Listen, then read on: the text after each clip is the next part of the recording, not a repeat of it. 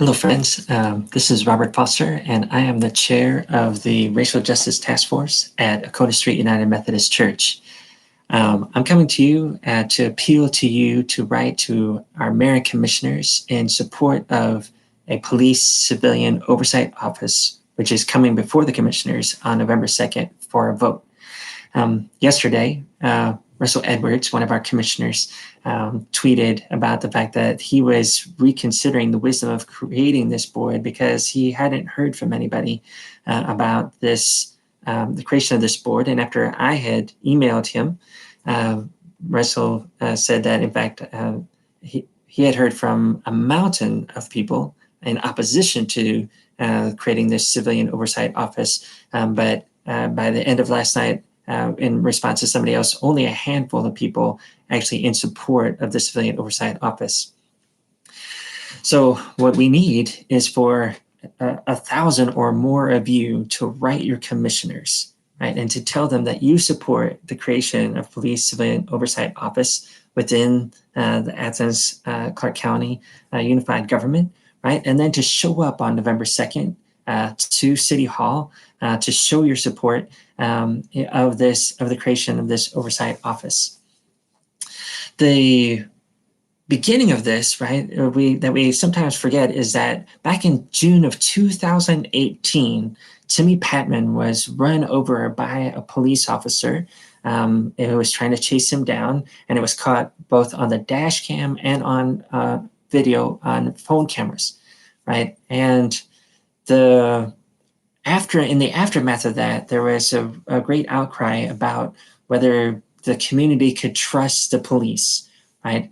Then Chief of Police Brown fired the officer. There was a meeting very early on that Athens Anti-Discrimination Movement hosted at Hendershots to talk about this great concern within the community. The following events where after the officer was fired, that the GPB found that his use of force was justified, and so then the chief of police, then Chief of Police Brown, was fired, and then the officer was compensated $250,000 as he sued for wrongful termination. Actually created even greater distrust in the community. Athens Anti-Discrimination movement for that time period has been working with other groups like the Racial Justice Task Force, Athens Immigrant Rights Coalition, Athens for Everyone, and other groups to try to create a civilian oversight board that would help in situations like this, create a sense of transparency and accountability when there are times when the community is questioning the actions of police officers, right?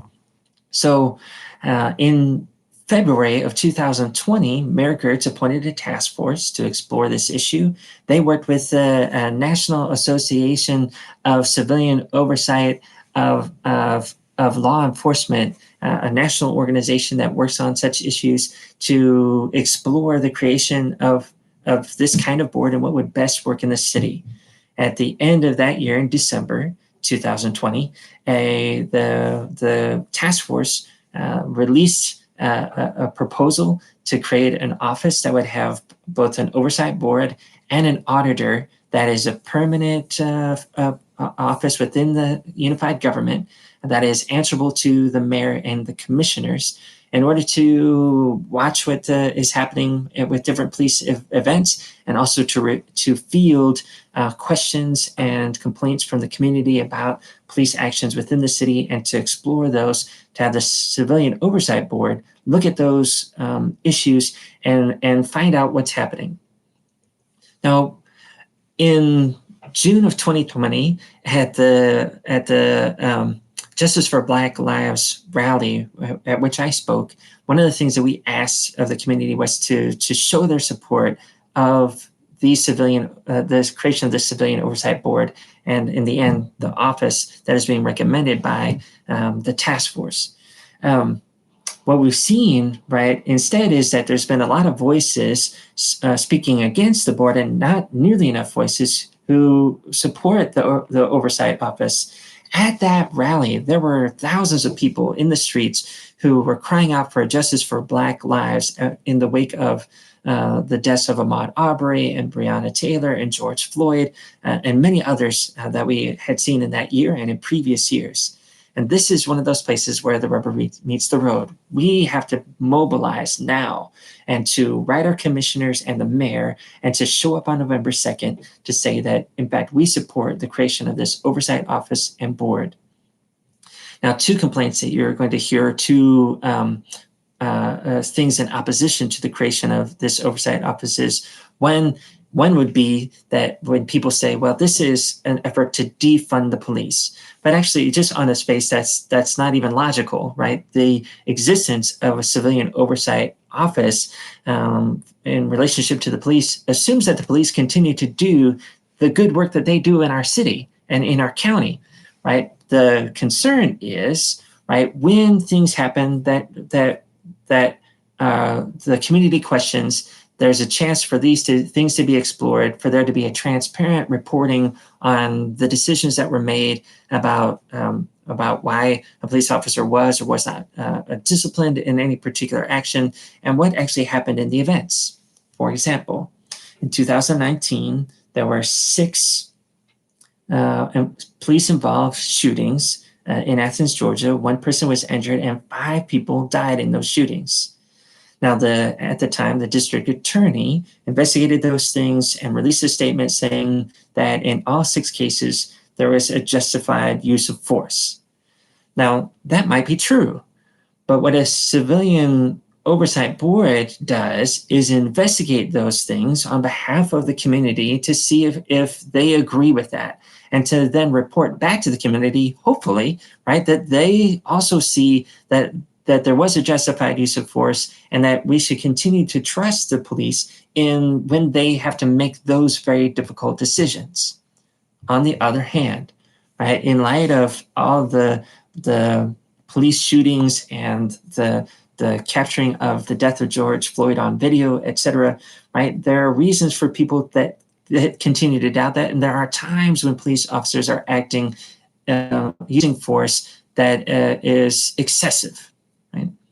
And so if there is an instance where there is an excessive use of force, the Community Oversight Board can recommend disciplinary action and changes in policy, for example, in the use of chokeholds to restrict those or to do away with them, to ban them, right, in the use of policing, right? Those are the kind of outcomes that come from this. This is not defund the police. This is create a mode of transparency and accountability that helps create greater trust between the community and the police. Now, the second thing that you might hear in terms of an objection is that the creation of this oversight board an office might cause police to hesitate in a situation when they really need to use force. And that makes very good sense, right? None of us want to see an officer that falls, right, in the line of duty. On the other hand, right, one of the things that's true is that police are often trained to use restraint in those in their interactions with the community. And in fact, there are studies that have been done that show that quite often officers do use restraint. The problem is that sometimes there are occasions when they do not. Right? One of the things that we want to ask ourselves, right, somewhere along the way is, what if it is our child who has a toy gun in their hand and not a real gun? What if it is our partner who is having a bad mental health day? What if it's one of our parents that is is caught in the wrong place at the wrong time, right? And a person doesn't use appropriate restraint when instead and acts with uses force and causes someone to die unnecessarily, right, in the streets. A community oversight office with an auditor and a board can review those cases and make recommendations on how to continue the training that officers already get in use of restraint to make sure that incidents like those that involved George Floyd, for example, do not happen in our city and in our county. Right? Now, Russell Edwards sent out this tweet. I wrote him at the end of the day after one of the people that I had appealed to write the commissioners as well. Let me know and others know that, in fact, he said still only a handful of people had written him in support of this. And it just reminded me of Martin Luther King's statement, that the real problem isn't that bad people oppress and are cruel to others, but that good people stand idly by when such things happen. Right? What I'm asking you to do today is to write your commissioners. Right? You can find the list of their emails at www.accgov.com/directory. Right? On all the commissioners' emails are listed there. Email all of them at one time and say that you support the creation of this oversight office to create better trust between the community and the police.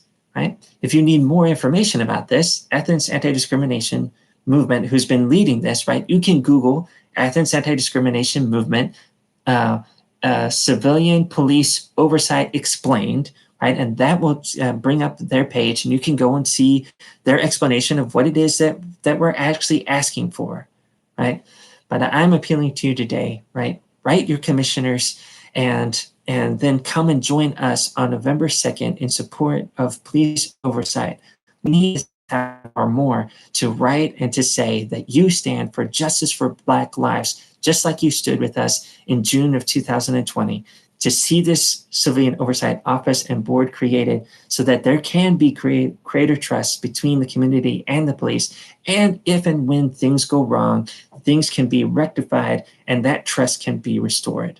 I appreciate you taking the time to write your commissioners today and to join us at City Hall on the evening of November 2nd to stand in support of this very important vote. Thank you.